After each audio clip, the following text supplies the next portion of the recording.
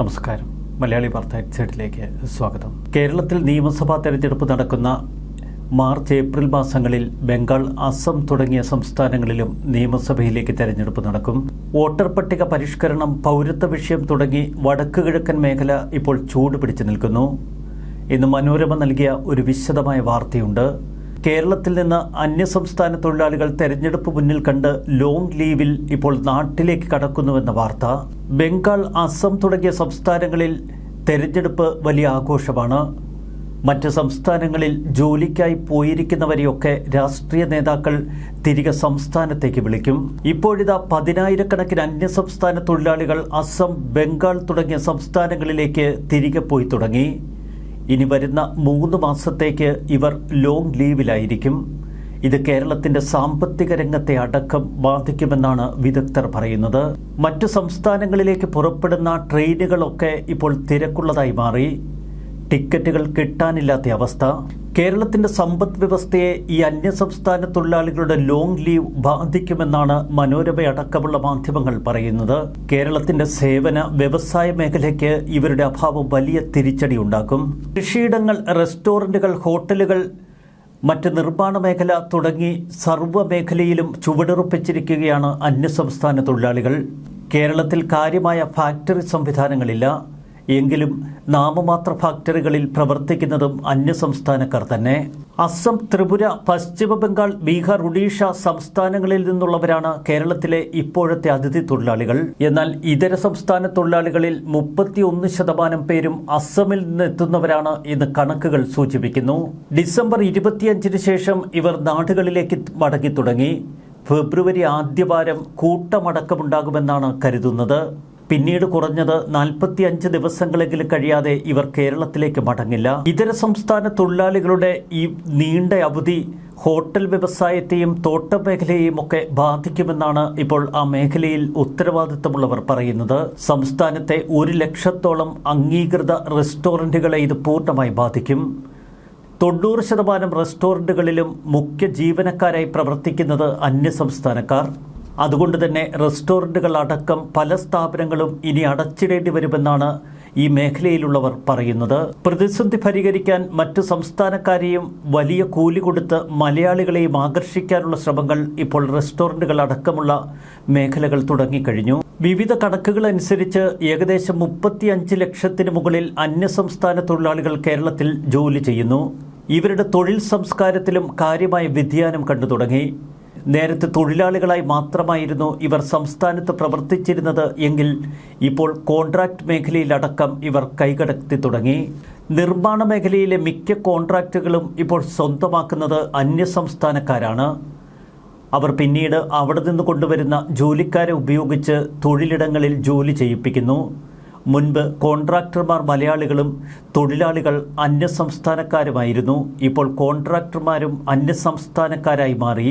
കെട്ടിട നിർമ്മാണ മേഖലയിലെ മേസ്തിരിപ്പണി, ആശാരിപ്പണി തുടങ്ങിയ മേഖലകളൊക്കെ ഇപ്പോൾ ബംഗാളികളോ അസമീസോ ആയ ആളുകൾ കോൺട്രാക്ട് ജോലിയായി എടുക്കുന്നു.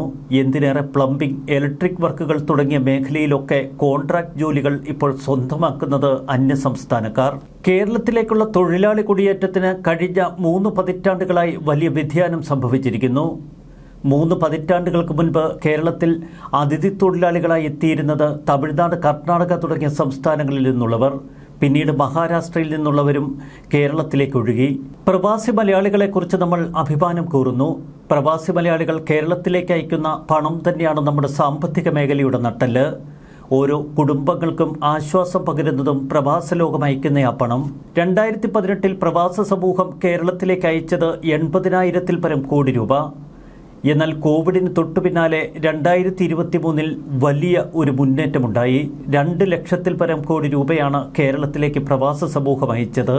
2023-ൽ 37,058 കോടി രൂപയാണ് പ്രവാസികൾ നാട്ടിലേക്ക് അയച്ചത്. 2024-ൽ 40,000 കോടി രൂപയ്ക്ക് മുകളിൽ. രാജ്യത്തെ NRI നിക്ഷേപങ്ങളിൽ 21% വിഹിതവും കേരളത്തിൻ്റെതാണ്. 2018-ൽ 21 ലക്ഷമായിരുന്ന പ്രവാസികളുടെ എണ്ണം 23-ൽ ഏകദേശം 25 ലക്ഷമായി വളർന്നു. വിദ്യാർത്ഥി കുടിയേറ്റം ഉൾപ്പെടെ വർദ്ധിച്ചതാണ് ഈ നമ്പർ വർദ്ധിക്കാനുള്ള കാരണം. കേരളത്തിലെ പ്രവാസി സമൂഹം ഇപ്പോൾ നാട്ടിലേക്ക് അയക്കുന്നു എന്ന് കരുതുന്നത് ഏകദേശം 60,000 കോടി രൂപ. എന്നാൽ ഈ 60,000 കോടി രൂപ വീണ്ടും കേരളത്തിൽ നിന്ന് ഒലിച്ചു പോകുന്ന കാഴ്ചയാണ് അന്യസംസ്ഥാന തൊഴിലാളികളുടെ കാര്യത്തിൽ നമ്മൾ കാണുന്നത്. ലഭ്യമായ കണക്കുകളുടെ പശ്ചാത്തലം പരിശോധിക്കുമ്പോൾ 10-ൽ ഒരാൾ അന്യസംസ്ഥാന തൊഴിലാളിയാണ് കേരളത്തിൽ.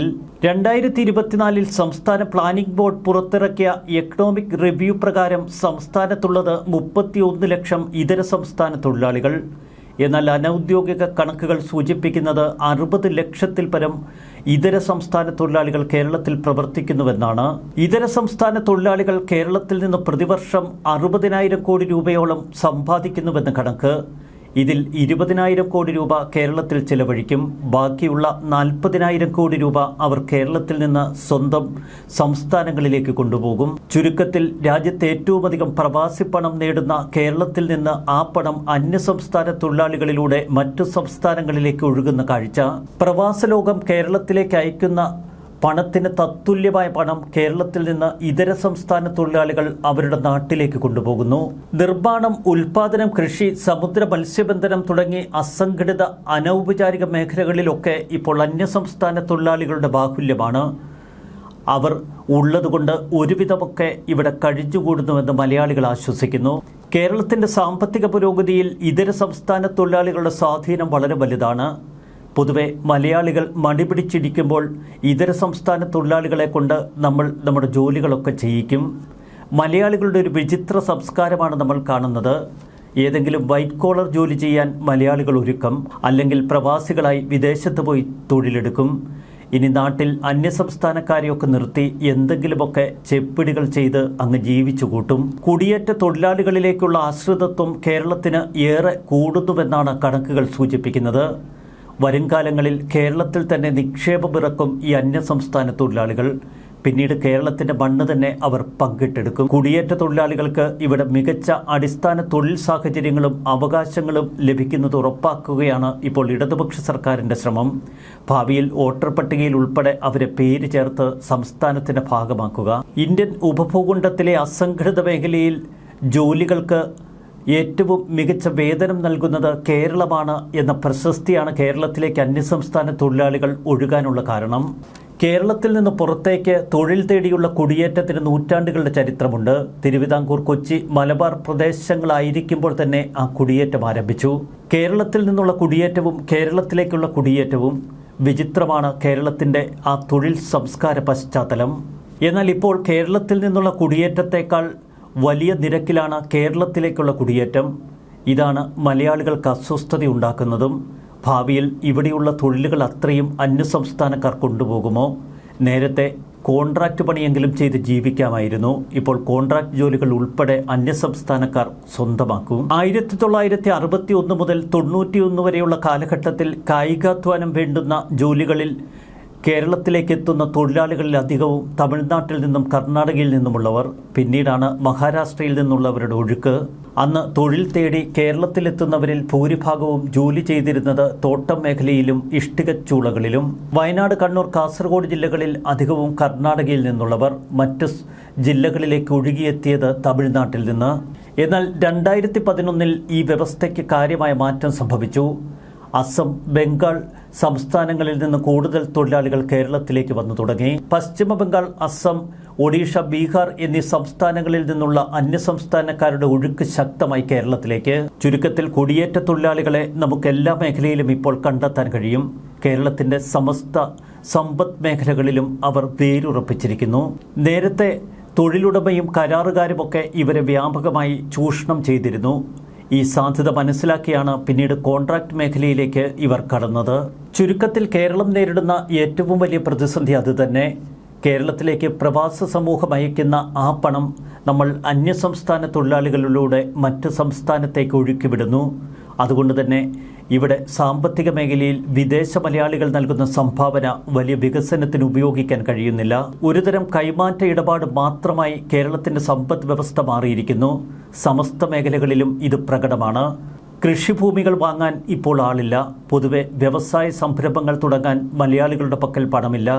ഇനി ബാങ്കിൽ നിന്ന് അമിത പലിശയ്ക്ക് പണമെടുത്ത് എന്തെങ്കിലുമൊക്കെ കച്ചവടത്തിനിറങ്ങിയാൽ പൂർണ്ണമായും അന്യസംസ്ഥാനക്കാരെ ആശ്രയിക്കണമെന്ന സ്ഥിതി. അത്ര എളുപ്പമല്ല കേരളത്തിലെ ഈ സമ്പദ് വ്യവസ്ഥയിലൂന്നിയുള്ള ജീവിതം. അന്യസംസ്ഥാന തൊഴിലാളികൾ ഈ നാടിൻ്റെ നട്ടെല്ലായി മാറിക്കഴിഞ്ഞിരിക്കുന്ന സാഹചര്യത്തിൽ അതിൽ നിന്നൊരു രക്ഷയുമില്ല മലയാള സമൂഹത്തിന്. കേരളത്തിലെ ജീവിതം മടുത്ത് മറ്റ് സംസ്ഥാനങ്ങളിലേക്കും ഇപ്പോൾ വിദേശങ്ങളിലേക്കും കുടിയേറുന്നവരുടെ എണ്ണം 10 മടങ്ങായി വർദ്ധിക്കുകയാണ്. ഭാവിയിൽ കേരളം അന്യസംസ്ഥാന തൊഴിലാളികളുടെ പറുദീസയായി മാറും എന്ന് നമുക്ക് ഉറപ്പിക്കാം. ന്യൂസ് ഡെസ്ക് മലയാളി വാർത്ത ഇൻസൈറ്റ്.